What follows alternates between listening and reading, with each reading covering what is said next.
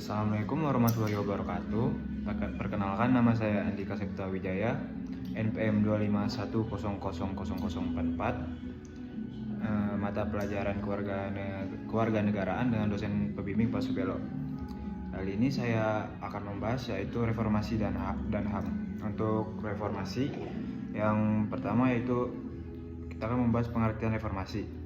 Reformasi adalah proses perubahan besar di berbagai bidang, biasa di politik, hukum, ekonomi, dan sosial, untuk memperbaiki sistem yang dianggap tidak adil atau tidak sesuai lagi di Indonesia. Istilah reformasi biasanya merujuk pada perubahan besar tahun 1998 setelah berakhirnya era Orde Baru.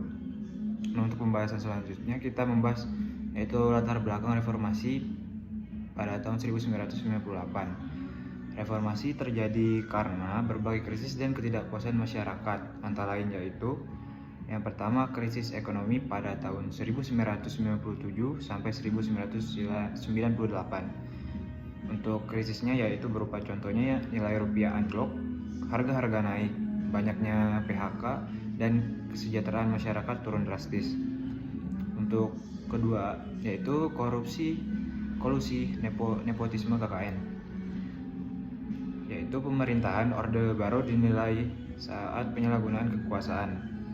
Untuk yang ketiga, pembatasan kebebasan politik, yaitu pers dibatasi, kritik terhadap pemerintah ditekan, pemilu tidak berlangsung demokratis.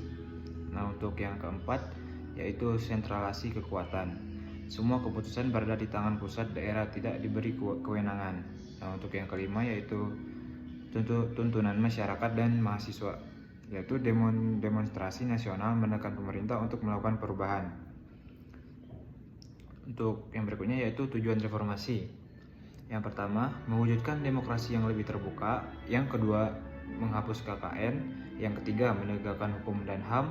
Yang keempat, mewujudkan pemerintahan yang bersih dan transparan. Dan yang kelima, memberikan ruang kebebasan pers dan kebebasan berpendapat. Dan juga bisa yang keenam itu memberdayakan daerah melalui otonomi daerah.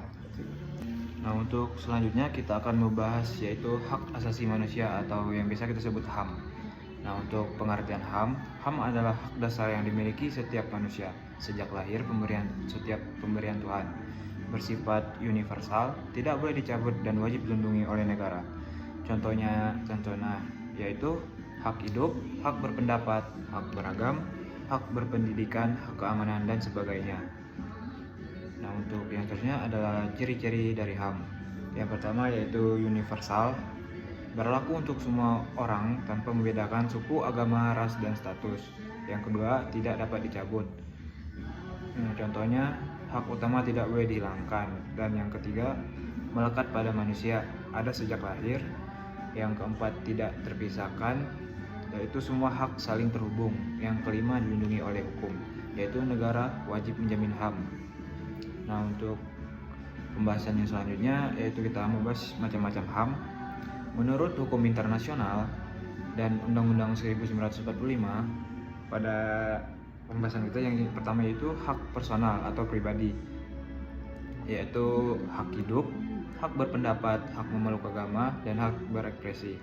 Dan juga ada hak politik, yaitu hak memilih dan dipilih, dan hak berorganisasi. Dan ada juga hak ekonomi, yaitu hak memiliki dan menggunakan harta, hak pekerjaan yang layak. Dan yang keempat yaitu ada hak sosial dan budaya, yaitu hak pendidikan, hak kesehatan, dan hak menikmati budaya. Dan yang kelima yang terakhir adalah hak hukum, yaitu hak perlindungan hukum dan hak untuk diadili secara adil.